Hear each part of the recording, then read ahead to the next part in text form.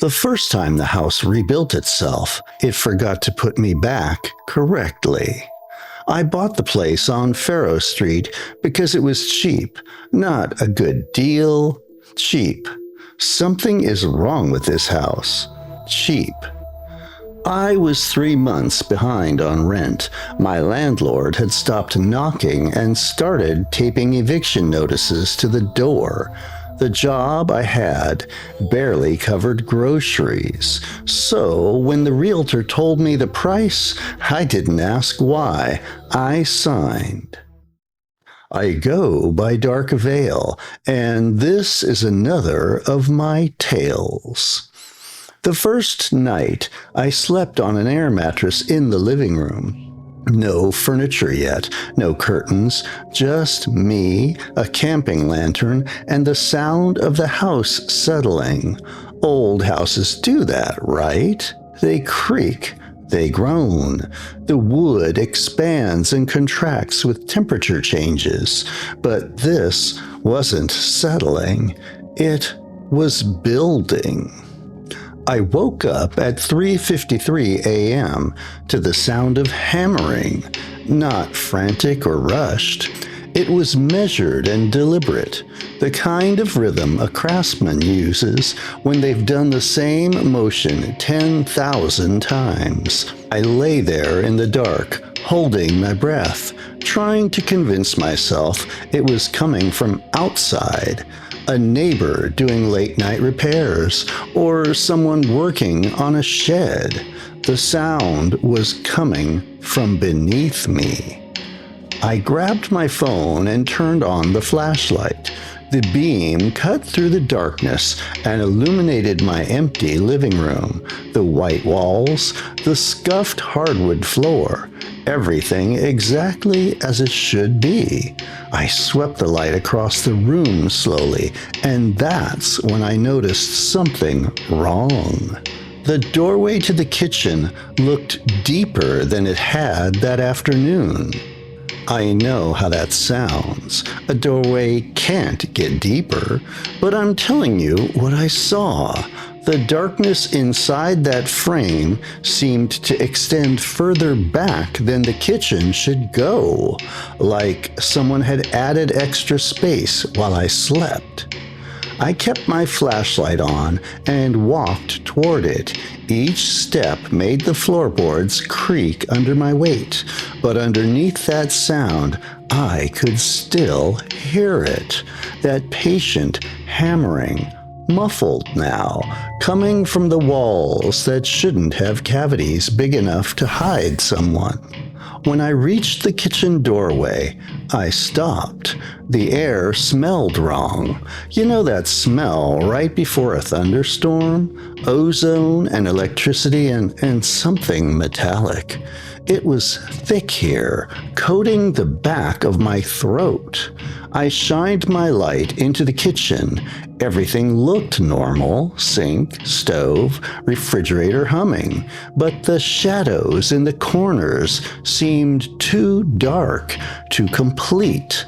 My phone's flashlight should have penetrated them. It should have revealed the edges and contours of the room. Instead, the darkness just swallowed the light. That's when my phone died. Not slowly, not with a warning. The screen went black between one heartbeat and the next, and I was left standing in absolute darkness. The hammering stopped. I've never experienced silence like that before. It wasn't peaceful. It was expectant, like the whole house was holding its breath, waiting to see what I'd do. I backed away from the kitchen, hands outstretched, trying to remember the layout of my own living room. My hip hit something hard. A wall. There shouldn't have been a wall there. I'd walked through this space an hour ago. It was open, empty, but now my hands found smooth drywall where there should have been air. I moved along it, searching for a gap, for the way back to my air mattress and camping lantern. The wall curved. Houses don't curve. Walls meet at right angles. They form corners and rooms in sensible geometry. This wall bent like the inside of a cylinder, guiding me in a direction I hadn't chosen. My breathing got faster, shallow. That ozone smell was stronger now, mixing with something else, cold iron, like touching a frozen metal railing in winter. I heard the breathing then, not mine, something else, rhythmic and measured, the same tempo as the hammering had been. It came from everywhere and nowhere, from inside the walls, maybe, or underneath the floor, or right behind me. All I could think to do was run. I just picked a direction and ran, hands scraping against walls that shouldn't exist, feet stumbling over floor that felt wrong, too soft in places, too cold. My shoulder hit a corner hard enough to spin me around, and I fell. When I hit the ground, I landed on carpet, thick shag carpet that definitely wasn't in my house when I'd signed the papers. I could feel it between my fingers, synthetic and rough. I scrambled to my feet and kept moving, one hand trailing along the wall to keep my orientation. My fingers found a doorknob. I grabbed it. The metal was so cold it burned. I turned it anyway and pushed through. Light, blessed light. My camping lantern sat exactly where I'd left it, casting its warm LED glow across my air mattress and the empty living room. I slammed the door behind me and pressed my back against it. My hands were shaking. My whole body was shaking. I looked at what I'd just come through. It was a closet door. A small coat closet that had been there when the realtor showed me the house. I glanced inside that afternoon. It was maybe 3 feet deep, barely enough space for winter coats and a vacuum. I'd just run through halls and rooms and impossible curved walls. I'd been lost in that darkness for what felt like 10 minutes. 3 feet deep. I didn't sleep the rest of that night. I sat with my back against the wall, lantern on, watching that closet door. Around 5 a.m., I heard the hammering again, distant, muffled, coming from somewhere below, or above, or between. When the sun came up, I opened the closet. Just a closet, 3 feet deep, wire shelves, and a few abandoned hangers. Nothing unusual. I told myself I'd imagined it. Stress, new environment. The mind plays tricks in unfamiliar darkness. I almost believed it. Then I walked into the bathroom to brush my teeth, and I saw the mirror. It wasn't reflective anymore. The glass was dark, not like someone had painted it black, dark like a screen that's been turned off. That flat, matte darkness that seems to absorb rather than reflect. I touched it. The surface was ice cold and rippled slightly under my finger, like disturbing still water. In that rippling darkness, I saw something move, not my reflection, a silhouette, tall and strange with long fingers and joints that bent in places human joints don't bend. It was assembling something in the blackness behind the glass, building. working with that same patient rhythm I'd heard in the night. It paused, turned.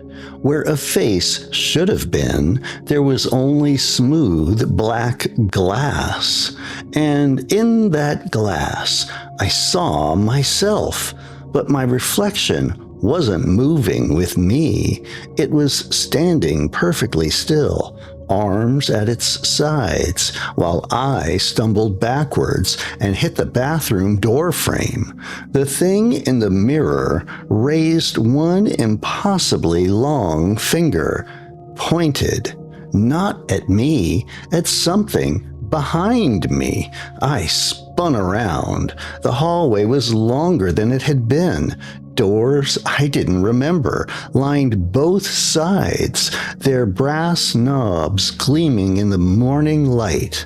At the far end, maybe 30 feet away, where there should have been a wall and my bedroom door, the hallway it just kept going, fading into shadow, into depth that my house couldn't possibly contain. I should have left then, walked out the front door and never looked back. But I needed to understand. I needed to see what was behind those doors. The first one opened into a room I'd never seen before. Small, square, completely empty except for a single light bulb hanging from the ceiling. It wasn't on, but I could see by the morning light coming through the hallway.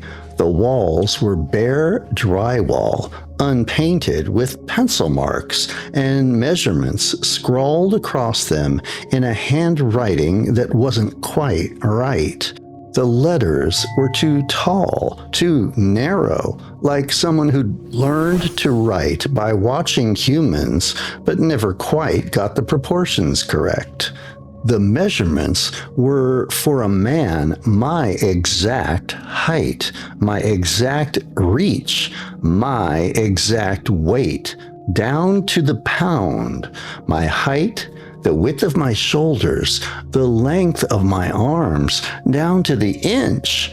There were other numbers too, calculations I didn't understand, ratios and angles and figures that made my eyes hurt to follow. At the bottom of one wall, written in that same stretched handwriting, it said, "Frame complete, beginning interior." I backed out of the room, tried the next door. This one was darker, no windows, but I could make out shapes in the gloom. Furniture, a bed, a dresser, a nightstand, all of it built from shadow, solid and real, but wrong. The bed was too narrow and the dresser too tall. The mirror mounted at a height that would force whoever stood in front of it to hunch, like it had practiced on me and adjusted. My grandmother had dementia before she died. Toward the end, she'd forgotten where she was. She'd wake up in her own bedroom and not recognize it. The shapes would be wrong, she'd say. Nothing fits right anymore. We thought it was the disease eating at her memory. Now I wondered if she'd been trying to tell us something else. The third door wouldn't open. I turned the knob and pushed, but something on the other side resisted. It wasn't locked, it was just heavy, like something was pressed against it from the inside. I put my shoulder into it and shoved. The door moved an inch, then 2 inches. Through the gap, I smelled that ozone scent again, so strong it made my eyes water. And I heard breathing, that same measured rhythm, patient, waiting. I left the door closed. That's when I noticed my hands. The skin looked pale, washed out, like I'd been standing in the dark for hours instead of minutes. I held them up to the light and saw something that made my stomach drop. My hands were slightly transparent. Not much, just enough that I could see the faint outline of the wall through my palm. I was fading? That's what it was building. Not just rooms, not just impossible architecture. It was building a space for me, a place that fit my exact dimensions. And the more I stayed here, the more I walked through these halls and opened these doors, the more solid that place became, and the less solid I became. I ran for the front door, sprinted down that impossibly long hallway, past doors I didn't stop to count. My feet barely made the sound on the floor, like I weighed less than I should. The front door was where I left it, solid oak with a brass deadbolt I'd locked the night before. I grabbed the knob, my hand pressed through it. Not completely. I could still feel the cold metal, still sense its shape and its weight, but my fingers weren't quite there anymore, weren't quite real enough to grip and turn. I tried again and again. Each time my hand felt more distant, more like the memory of a hand than the actual thing. Behind me, I heard a door open, slow and deliberate, the sound of hinges that had been used 1,000 times, moving with practiced ease. Footsteps in the hall. Not quite right. The rhythm was off. Too many joints or too many points of contact with the floor. I slammed my shoulder against the front door once, twice. On the third hit, I felt something give. Not the door, me. My shoulder passed partially through the wood, like pushing your hand into cold mud. I yanked myself back and I spun around.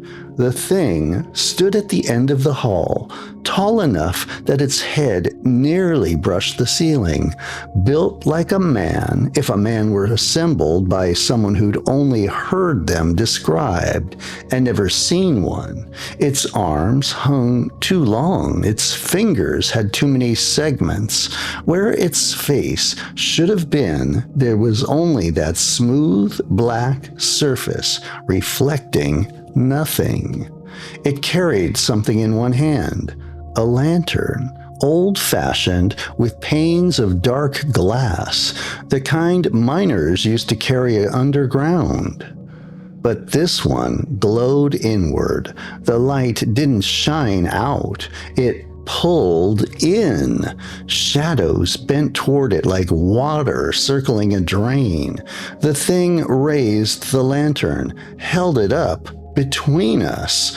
My shadow stretched toward it, peeled away from my feet, and flowed across the floor like spilled ink. I tried to move, but my legs wouldn't respond. I could feel myself being measured, being studied. Every fear I'd ever had about the dark, every nightmare of being lost in places I couldn't escape, it was reading all of it and using it, building with it. The lantern's glow intensified.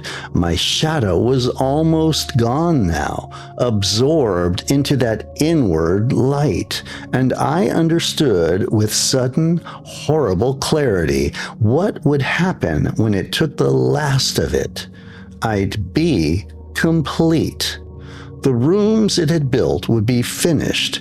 Every hall and doorway and impossible space would fit me perfectly.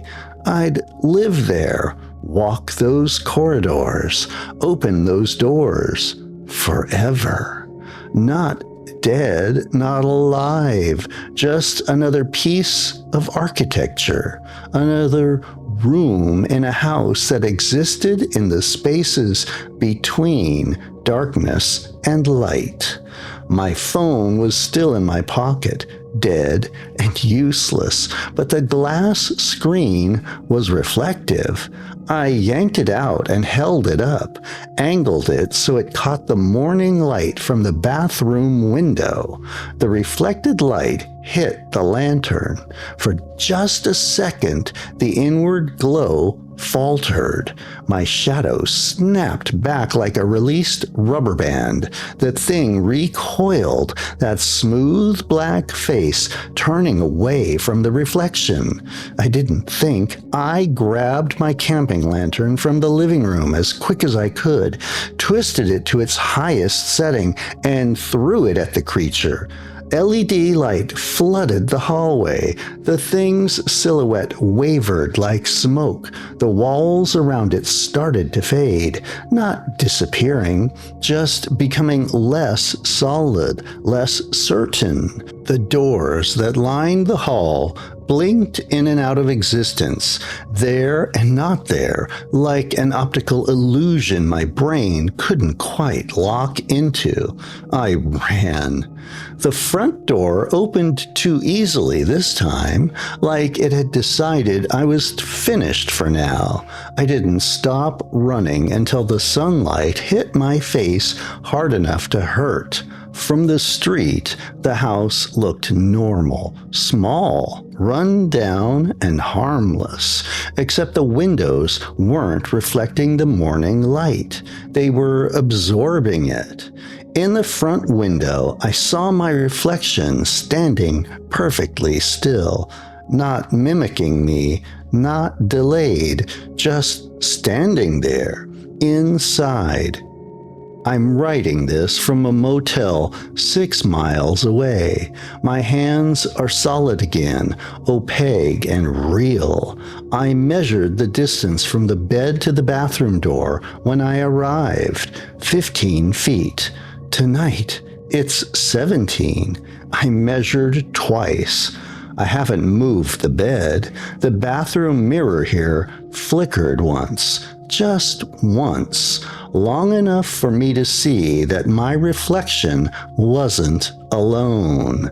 There was something standing behind it, tall, patient, holding a lantern that glowed inward. The hammering has started again, measured, deliberate, and tonight it sounds closer. Thanks for listening. Be sure to like, comment, subscribe, or buy me a coffee if you're enjoying my tales. And check out more with the links above.